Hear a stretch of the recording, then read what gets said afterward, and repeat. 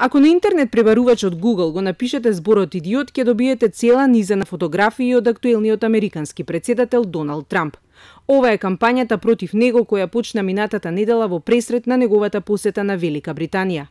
Трамп најчесто го користи својот Твитер налог на интернет за да ги остави своите контроверзни коментари, па затоа не е за изненадување што противниците одлучија да се борат со истото оружје за комуникација.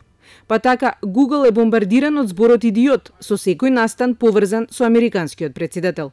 Десетици илјади статии и фотографии од него го вклучуваат овој збор.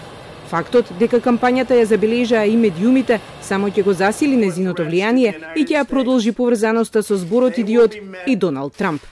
Од Google се уште нема официјален коментар за ова бомбардирање, но кога поранешната прва дама на Америка Мишел Обама се појавуваше на интернет со фотографија на мајмун со обетки, од Google рекоа дека не се мешаат во навредливите или контроверзни пребарувачки резултати.